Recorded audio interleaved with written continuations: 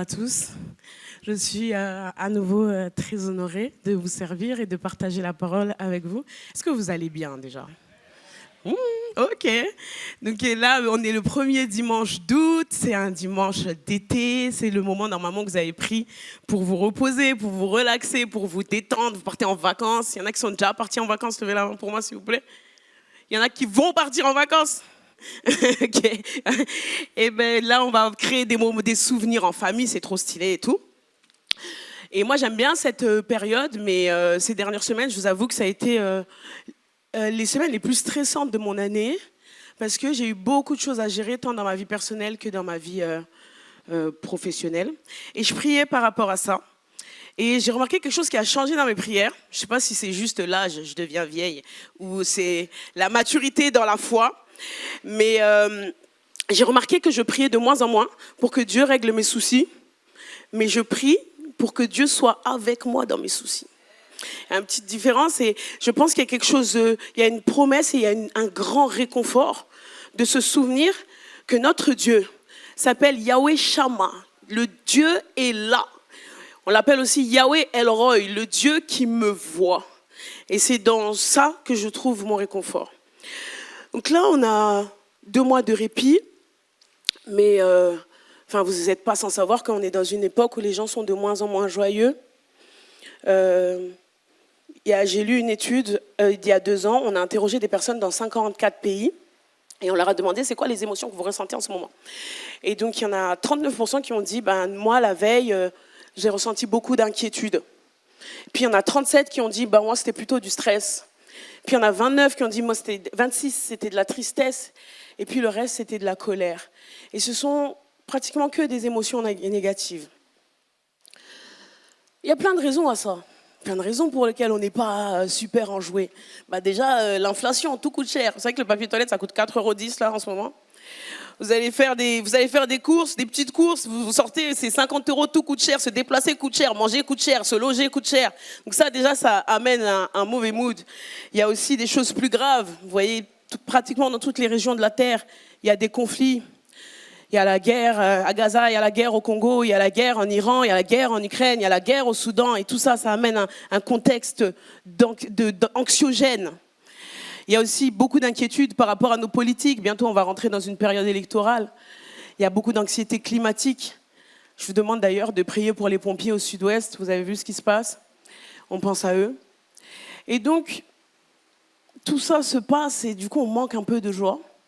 Et je ne crois pas que nous, les chrétiens, on est immunisés par ce sentiment de détresse et par ce manque de joie, à cause du contexte, comme je disais, d'anxiété généralisée, mais aussi parce que dans nos vies perso, des fois, il se passe des trucs pas trop cool.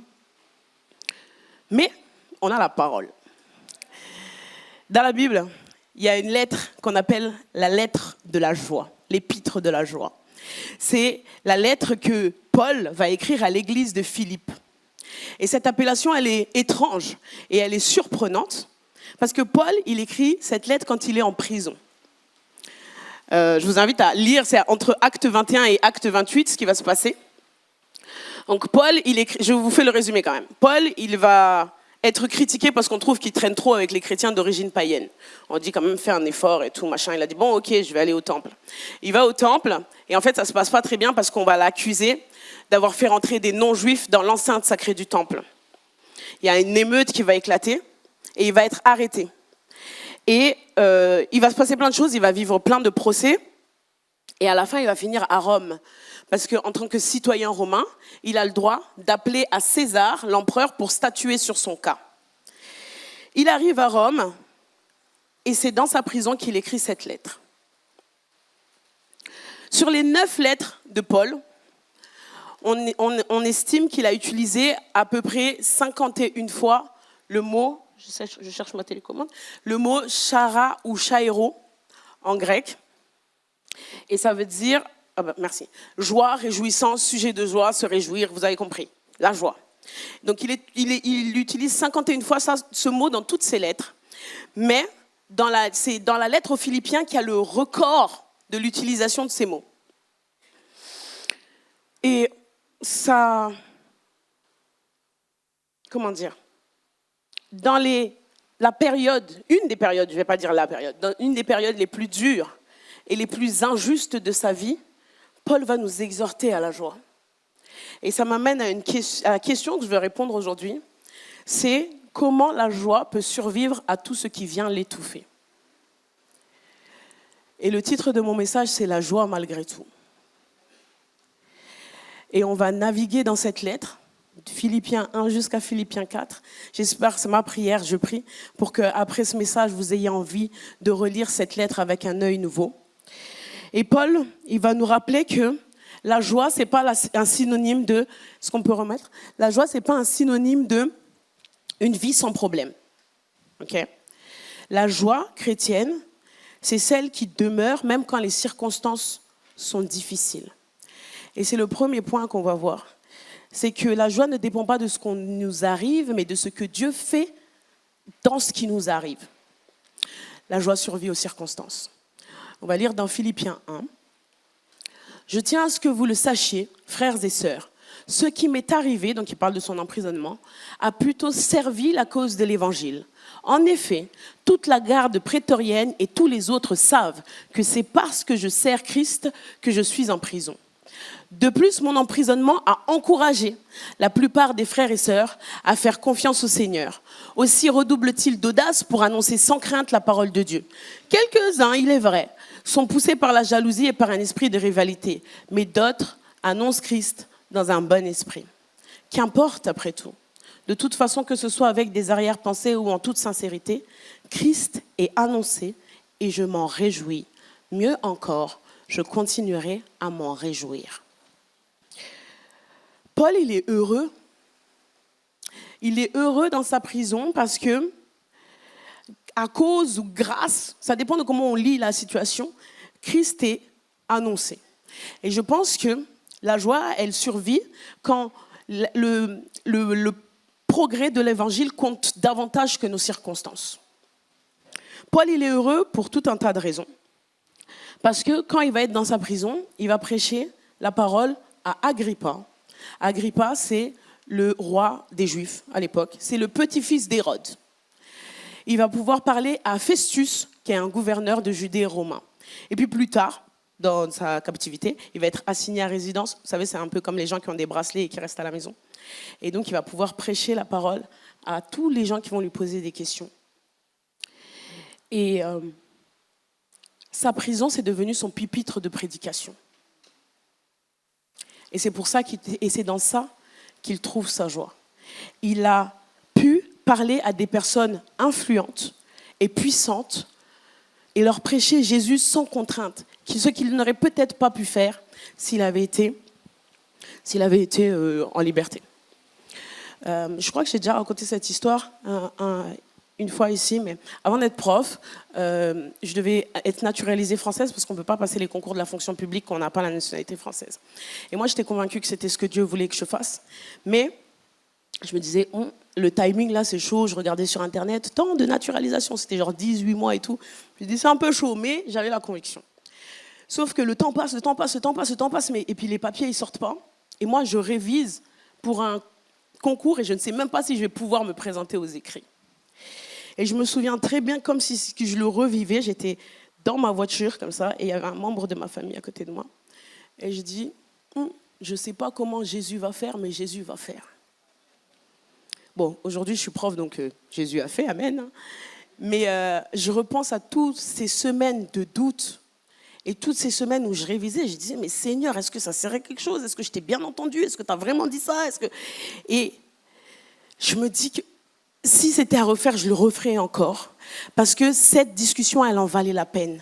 Parce que cette personne, elle a vu. Si c'était dans les délais normaux, on pourrait dire, c'est une coïncidence. Mais il fallait que Jésus le fasse de cette façon. Parce que cette personne, elle a vu que mon Dieu ne faillit jamais, que mon Dieu n'est jamais en retard, que mon Dieu tient ses promesses. Et ça valait le coup que je sois dans cette situation. La joie, ce n'est pas nier la difficulté de la prison, c'est contempler ce que Dieu peut y accomplir. Quand j'ai préparé ce message, le Seigneur m'a mis à cœur beaucoup de personnes et je vous demande d'ouvrir votre cœur. Le Seigneur m'a parlé de couples dont le mariage bat un peu de l'aile. Et vous vous battez et vous parlez de voir un thérapeute, etc., avec votre épouse, votre époux. Et pourtant, les gens autour de vous, ils vous posent la question, ils disent, mais pourquoi vous vous acharnez? Laissez tomber. Et le Seigneur, il vous encourage, il vous dit, ce sera l'occasion d'avoir cette discussion. De dire que nous, on croit que le mariage, c'est une institution divine et sacrée. Nous, on croit que nous méritions la mort et que Jésus nous a donné le pardon et on offre le pardon en retour. Et cette seule conversation, c'est la seule prédication qu'ils vont entendre. Les gens ont besoin d'exemples, de gens qui vivent réellement ce qu'ils croient. Et des fois, les circonstances difficiles, elles permettent ça, elles permettent que Christ soit annoncé avec puissance. Moi, j'ai parlé de mariage, mais ça peut être aussi plus léger ou dans le quotidien. Vous pouvez travailler, je sais pas, votre boss, il vous accuse injustement d'un truc, tu fais mal ton travail, tu n'as pas respecté les règles et vous savez que c'est faux.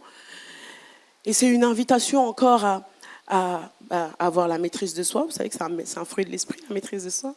Et puis de continuer à faire son travail avec intégrité et avec enthousiasme. Et un jour, si un collègue il vous attrape en salle des pauses, il dit hey, « Pourquoi tu ne l'as pas allumé en réunion? Tu sais très bien, c'est pas toi qui l'as fait. » Vous pourrez dire « Moi, je crois en Yahweh Tsideknou, l'Éternel qui fait ma justice. » Comme disent les Ivoiriens, c'est Dieu qui fait mon palabre. Toutes ces situations, quand elles sont difficiles, des fois, c'est un terrain pour que Christ soit annoncé. Et notre joie, elle repose à l'intérieur de ça. C'est ça la joie durable. La joie qui se pose, qui rien n'est comparable au progrès de l'évangile, à l'avancée du royaume. C'est ça la joie qui survit aux circonstances. Est-ce que dans nos situations difficiles, on arrive encore à voir la main de Dieu? On arrive encore à se réjouir de ce qu'il agit? Notre joie survit aux circonstances. Et Paul, il nous rappelle ça. Et puis, il a dit dans les versets, il a dit, bon, des fois, Christ est annoncé, c'est stylé, moi je m'en réjouis, mais des fois, il y a des gens qui annoncent Christ dans un esprit de rivalité, par ambition, etc. Et donc, juste après ça, Paul, il va appeler à l'unité et à l'humilité. Et c'est mon deuxième point. La joie survit à l'orgueil. Donc on va lire, maintenant on va passer au chapitre 2. Rendez donc ma joie complète.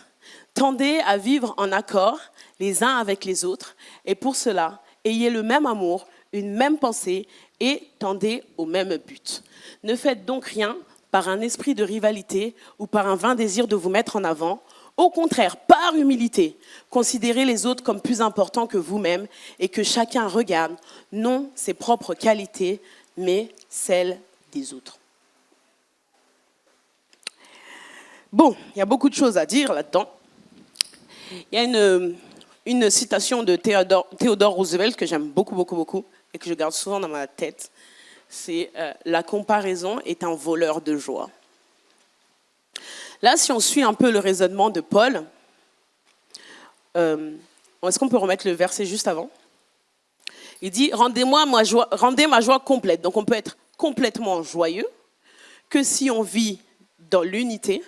Et l'unité, elle est possible que si on est humble. L'humilité, c'est l'antidote de l'orgueil. Et l'orgueil, ça tue les relations. Vous savez, dans nos églises, dans nos familles, dans nos professions, des fois, ce n'est pas les circonstances extérieures qui tuent notre joie. C'est à l'intérieur. C'est l'état de notre cœur. Le combat, des fois, il est contre nous-mêmes, contre notre besoin d'être valorisé, d'être reconnu, d'être mis à la première place. Je ne sais pas si ça vous est déjà arrivé, mais vous êtes au taf, je ne sais pas, même à l'école, ça peut arriver. Vous lancez une idée, et puis personne ne réagit. Et puis 5 minutes, quelqu'un lance exactement la même idée. Et puis tout le monde trouve ça génial tout d'un coup. Qu'est-ce qui se passe dans votre cœur à ce moment-là? Vous n'arrivez plus à trouver de la joie que votre idée soit retenue. Parce que c'est ça le but au final. Vous voulez que ce soit vous qui soit reconnu. Et ça, c'est très, très fin. Et donc, Paul, il nous amène à laisser cet orgueil de côté. Il y a quelques mois, là, on a eu les résultats du bac. Parce qu'il y a eu des gens qui ont eu des enfants, qui ont eu leur bac, des petits-enfants, des nièces, etc. Ok, félicitations à eux. On va faire un petit jeu de rôle. On va se mettre dans la tête d'un élève de 18 ans, ok? On est tous des élèves de 18 ans. Donc vous avez vu, c'est le bac, vous avez reçu les résultats, trop stylé, vous avez vu votre nom, on fait des youlous, on appelle la grand-mère au bled, on vous lance de la farine au visage, stylé. 4 heures plus tard, vous êtes dans votre lit et quelqu'un vous envoie un message et vous vous rendez compte que vous êtes le seul ou la seule à ne pas avoir de mention au bac. Et tout de suite, votre réussite, elle a une autre saveur. Ou peut-être que c'est juste quelqu'un qui a posé la question « Et les autres, ils ont eu quoi ?» Et du coup, vous n'arrivez plus à vous réjouir pour vous-même et pour les autres. La comparaison a volé votre joie. Et Paul, il dit qu'il ne faut pas qu'il en soit ainsi pour nous les chrétiens et dans l'Église. Et pour ça, il nous donne l'exemple suprême d'humilité, notre Seigneur Jésus-Christ. Et on va lire la suite. Lui, donc on parle de Jésus. J'aime trop ce passage. Lui qui était de condition divine ne chercha pas à profiter de l'égalité avec Dieu, mais il s'est dépouillé lui-même et il a pris la condition d'un serviteur en se rendant semblable aux hommes, se trouvant ainsi reconnu à son aspect comme un simple homme. Il s'abaissa lui-même en devenant obéissant jusqu'à subir la mort, oui, la mort sur la croix. Pourquoi c'est l'exemple suprême d'humilité? On va regarder un par un. Jésus est Dieu. Ah, j'entends pas d'amen. Jésus est Dieu. Merci. Jésus est Dieu, mais quand on lit les évangiles, on ne le voit pas dire ça. On ne voit pas Jésus prendre un mégaphone. Je suis Dieu, je suis Dieu, je suis Dieu. Il ne fait pas ça. C'est les gens qui le rencontrent, qui reconnaissent. Les gens qui guérissent, ils disent, ah, certainement, tu es le Messie qui vient de Dieu. Il y a des gens qui le voyaient faire des miracles, certainement, c'est un prophète venu du ciel. Même les démons, ils disent, tu es le Fils de Dieu venu pour nous tourmenter. Les pharisiens, ils disent, ah, d'accord, donc tu te fais égal de Dieu. Les gens qui reconnaissaient lui, il n'a pas dit. Jésus, il n'a jamais utilisé son égalité, sa divinité, pour dominer, comme outil de domination ou comme outil de promotion personnelle, de faire sa publicité. C'est un exemple d'humilité. Vous savez, l'orgueil, il est tapi partout dans nos vies. Parce que même nous, quand on se présente avec nos titres. Moi, je ne vais pas parler de vous, je vais me prendre un exemple, comme ça, ce sera moins culpabilisant. Moi, je vais dire, je suis prof, je suis une grande sœur, je suis prédicatrice. Genre, on vient avec nos titres. Ce n'est pas ça, l'humilité. Deuxième chose, Jésus s'est abaissé et il est devenu homme. Ça, je peux comprendre. Je vais dire, ok, tu voulais marcher sur la terre avec nous parce que c'était important de compatir à nos souffrances. Ok. Mais la partie où tu deviens serviteur, c'est la partie que je ne comprends pas, Seigneur. Il était homme, mais il aurait pu être une personnalité publique, un roi, un politicien, un grand businessman. Il a choisi d'être un homme ordinaire, la Bible dit.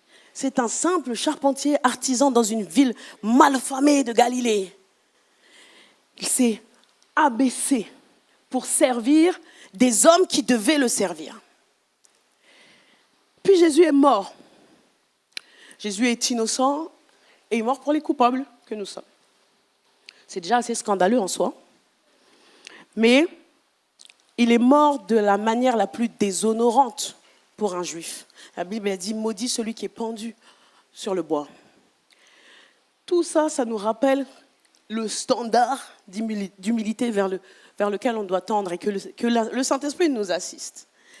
Mais là, on est joyeux quand on est avec les autres. On ne peut pas être avec les autres quand on veut être à la première place, quand on veut être vu, quand on veut avoir raison. C'est l'humilité qui permet l'unité, la vraie unité, pas celle qu'on fabrique. Et c'est ça qui nous donne la joie complète, la Bible a dit. La joie, elle revient quand la réussite des autres ne me donne plus l'impression d'avoir échoué. La joie, elle survit à l'orgueil. Puis, il y a une autre forme d'orgueil, un peu plus discrète. C'est quand on met sa sécurité dans ce que nous sommes, dans ce que nous possédons, dans ce que nous faisons. Et Paul, il connaît cette tentation. Paul, il sait. Il dit, on va lire plus tard, moi j'ai toutes les raisons de me vanter. Puis il va exposer tout son CV aux Philippiens. Mais pas pour les humilier, et pour lui dire, j'ai tout vu, j'ai tout fait. Et il n'y a rien qui est comparable à la connaissance de Christ. Et ça m'amène à mon troisième point. La joie survit à la méritocratie. On va lire. Donc là, on est à Philippiens 3 maintenant.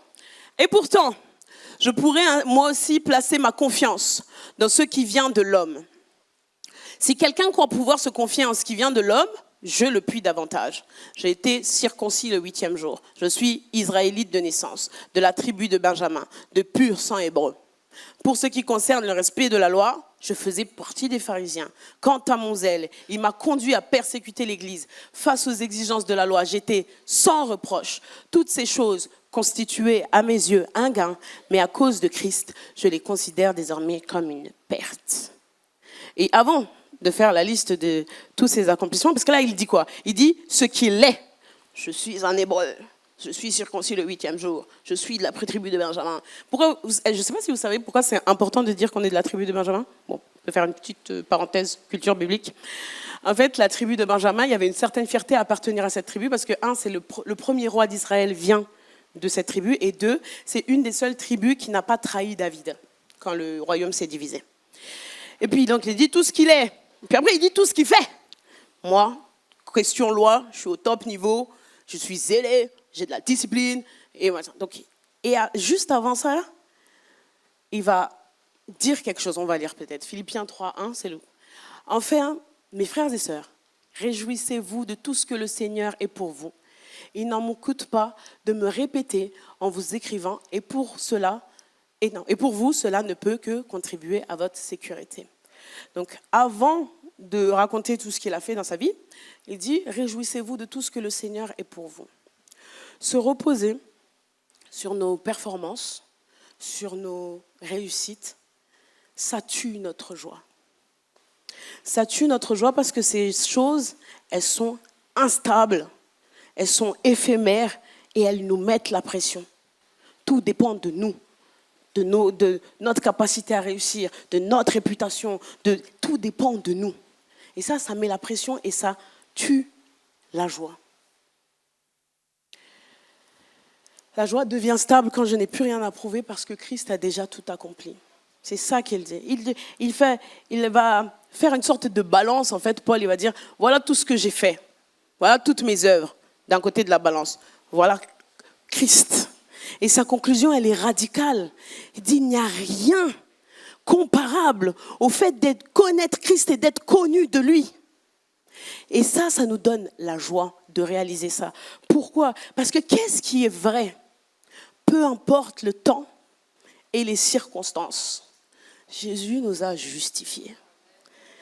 Ta vie a été rachetée à grand prix. Parce qu'elle a de la valeur à ses yeux. Notre joie, elle est dans cette croix qui a annulé tous les actes de condamnation qui pesaient sur moi. Si Jésus n'était pas là, nous étions tous condamnés à l'enfer et à la mort. Mais dans sa grâce, il nous a vus, il nous a aimés et il nous a sauvés. Ça change pas. Ça change pas parce que si tu te reposes, vous savez qu'on se présente à des gens qu'on ne connaît pas. La première chose qu'on donne, c'est notre profession. C'est vrai ou pas? Même quand vous rencontrez quelqu'un que vous ne connaissez pas, la première chose que vous lui posez, c'est « Mais tu fais quoi dans la vie ?» Voilà. On me demande d'abord la profession. Après, ce qui vient juste après, en général, c'est le statut marital. Je suis mariée, je suis machin. Le nombre d'enfants. OK. Peut-être les plus zinzins d'entre nous, ils se présentent avec leur salaire directement. Je ne sais pas. Peut-être. En tout cas, en général, on se présente avec les choses dont on est fier. Mais ça pose un problème, ça. Et c'est un obstacle pour notre joie parce que quand tout ça n'existe plus, qui es-tu? Qui es-tu quand tu perds ton travail? Qui es-tu quand tu n'es pas encore marié?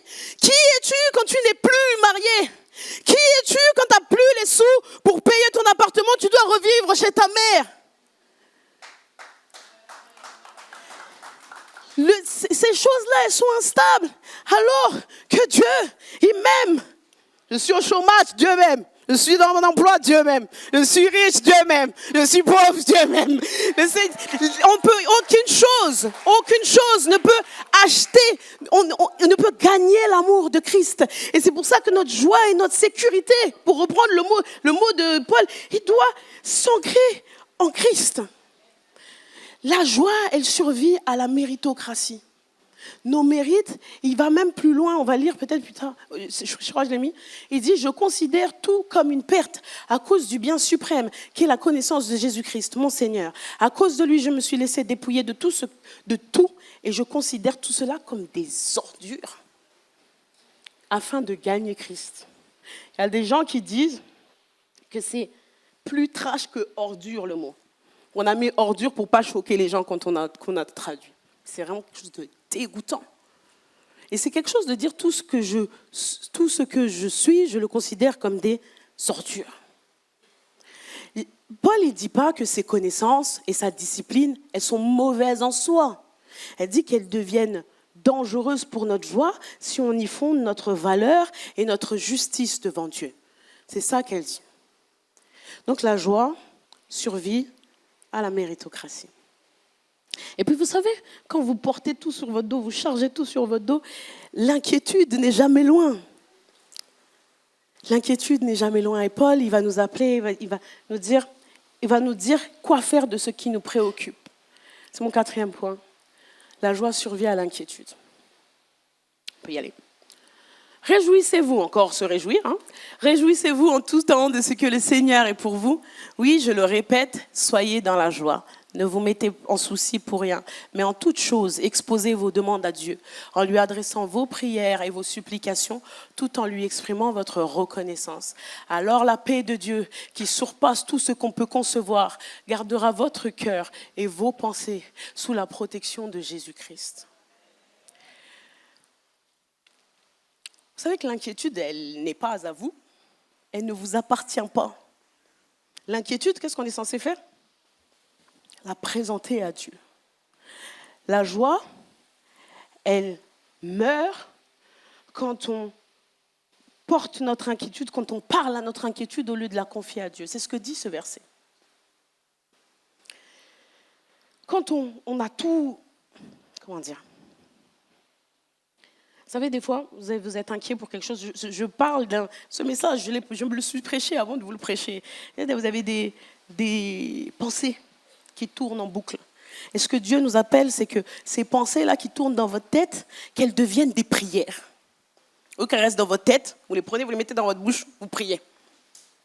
Des fois, on est là, on est posé dans notre canapé, puis on rejoue une conversation.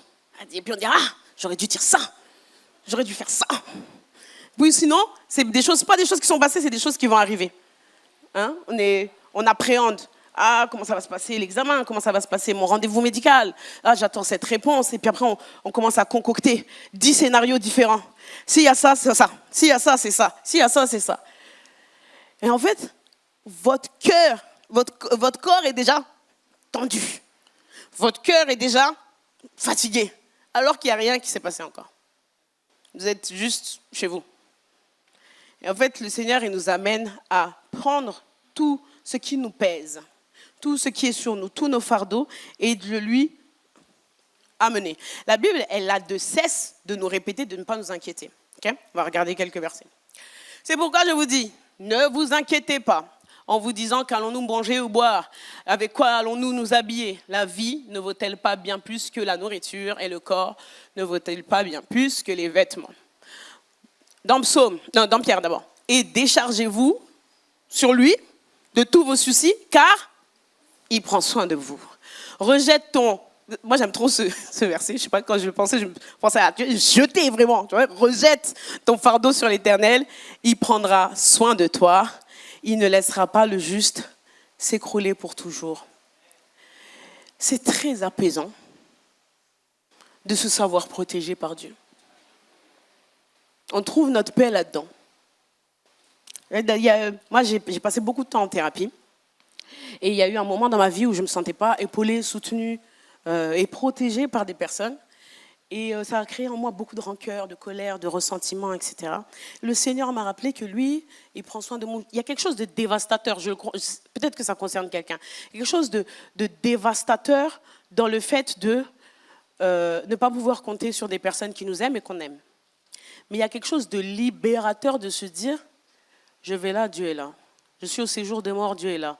Je monte là-bas, Dieu est là. Que Dieu veille sur nous tout le temps. Et l'invitation du Seigneur, c'est de se rappeler de ça. Quand les choses elles tournent dans ta tête, et comment je vais faire, et comment je vais faire, et comment ça, Seigneur, et comment ça, Seigneur, comment ça, Seigneur. Vous prenez ça et dites, Seigneur, c'est pas dans ma tête que ça doit être, c'est vers toi. Et l'inquiétude, la joie, elle est stable quand nos pensées, qu'on arrête de parler à l'inquiétude, mais qu'on parle à Dieu. Ça, il avait écrit. La joie survit quand j'arrête de parler à mon inquiétude et que je commence à parler à Dieu. Philippiens, c'est l'épître de la joie. Et Paul, il ne nous a pas donné une méthode. 4 points pour continuer à être joyeux. 4 points pour continuer à... Remonte-toi les manches, change tes circonstances, arrête de te comparer, réussis mieux, arrête de t'inquiéter. Il ne dit pas tout ça. Il ne dit pas tout ça. Il dit pas qu'est-ce qui peut faire ta joie ou pas, mais où est-ce que tu vas la chercher. Et la Bible, elle dit, la joie de l'Éternel est ma force. Et des fois, je crois qu'on dit ça parce que c'est cool, à la louange. Mais réalisez, quand j'ai la joie de l'Éternel, quelles que soient les circonstances, je suis là. Quand j'ai la joie de l'Éternel, quand je suis tenté par l'orgueil, je me rappelle de son humilité. Quand je pense que c'est trop dur, je dois tout le temps prouver que je suis à ma place, que j'ai de la valeur, que je suis assez qualifiée et assez bonne et assez disciplinée. Je peux me rappeler, mais Christ, tu étais sur cette croix et tu as dit tout est accompli. J'ai pas à faire ça. Et ça nous donne de la joie. Et quand je m'inquiète, je me rappelle que mes cheveux sont comptés, que tous les jours de ma vie sont inscrits dans son registre. Il n'en manque aucun. Et ça me donne de la joie. Et l'appel, le message que Dieu a mis sur mon cœur, c'est la joie, c'est pas éphémère. La joie qu'il donne, elle va demeurer. C'est un appel à la joie, pas une joie qu'on fabrique, pas une joie où on sourit extérieurement alors qu'à l'intérieur on est en train de s'effondrer. Une joie honnête, une joie qui vient de lui, une joie forte. Parce que le Seigneur est là. Vous savez, dans ma Bible, avant Philippiens 3, il y a un sous-titre comme ça. Il y a écrit « L'important, c'est le Christ ». Et je pense qu'il n'y a pas de meilleure façon que de finir ce message. L'important, c'est le Christ. C'est en lui que nous trouvons notre joie. C'est en lui que on va le dire, c'est lui notre fondation. Quand on va chanter, on est sur le roc qui ne change jamais. Et pourquoi c'est une source fiable de joie? Parce qu'il n'a aucune ombre de variation. Il est le même hier, aujourd'hui et demain. C'est stylé d'être beau, d'avoir du talent, d'avoir un bon travail. C'est pas ça que je vous dis. Je dis que ça, peut-être semaine A ça va, semaine B ça va plus. Mais nous, notre joie, elle reste intacte parce qu'elle vient de Dieu. Parce qu'elle vient de Dieu. Merci Seigneur, parce que tu nous donnes la joie que le monde ne peut pas nous donner, la joie que l'amour des hommes ne peut pas nous donner, la joie que mes réussites ne peuvent pas me donner, la joie que je n'ai pas parce que je dois regarder les gens comme moins que moi, la joie qui est là, peu importe les circonstances. Paul va dire que ce soit par ma vie, que ce soit par ma mort, je trouve la joie parce que ton nom est annoncé, Jésus. Et c'est tout ce qui compte. Vous savez, nous on est créés pour le plaisir de Dieu. Amen. C'est la Bible qui dit ça. Tout l'univers existe par sa volonté. Amen. On est créé pour le plaisir. Et vous savez, on est bien, on est heureux que lorsqu'on est à notre place, à genoux devant Christ et dire Seigneur, je suis là pour t'adorer. C'est là qu'est notre place. Alors quand Dieu crée des circonstances où il est annoncé, on a de la joie. Quand les gens réussissent, on arrive à dire Alléluia. Amen. Pour ta vie. Quand on échoue et on a une mauvaise image de nous-mêmes, on se rappelle Jésus-Christ, tu m'aimes, peu importe. Quand on s'inquiète t'inquiète, ton sœur Hervé dit, tu m'as jamais abandonné. Alléluia. Vous pouvez regardez dans votre vie, dites-moi quand Dieu vous a abandonné. Jamais. Merci Jésus pour ta vie. Merci de nous avoir aimés à un point qu'on ne peut même pas imaginer. Tu nous aimes plus qu'une mère, tu nous aimes plus qu'un père, tu nous aimes plus qu'un homme, plus qu'une femme. Tu es le père des orphelins et le mari des veuves. Tu prends soin de nous. Merci Seigneur, maintenant dans ce temps de louange, de donner ta joie qui vient du ciel, qui nous tiendra fort et on ne sera pas ébranlé jusqu'au jour. Alléluia, on fera la fête avec toi. Et la joie sera éternelle. Merci pour cette parole, Seigneur. Merci pour les personnes aux qui tu parles aujourd'hui. Tu savais, aujourd'hui c'était le rendez-vous pour dire arrête de pleurer, arrête de t'inquiéter. Je suis ton Dieu, je prends soin de toi. Seigneur, tu es là. Ta joie se répand comme de la pluie sur ton peuple. Tu es là, mon Dieu. Tu es là, mon Dieu. Tu es là, mon Dieu. Merci de nous avoir suivis. Alléluia. Si tu as apprécié être avec nous, n'oublie pas de liker et de partager sur les réseaux. Nous proposons chaque dimanche 2 célébrations. Viens nous rejoindre, nous serons heureux de t'accueillir. À la Pépinière, tous les âges sont représentés. Viens booster ta foi au contact de ta génération. Besoin d'un rendez-vous? Nos pasteurs se tiennent à ta disposition. N'hésite pas à les contacter. Si tu as des questions sur la foi ou sur la Bible, tu peux en discuter avec notre équipe pastorale. Inscris-toi dès maintenant. Tu peux suivre nos prédications, posts et actualités sur les réseaux. N'oublie pas de visiter notre site internet. Tu veux t'intégrer et nous connaître un peu plus? Télécharge dès maintenant notre application et reste connecté. À bientôt, à la Pépinière.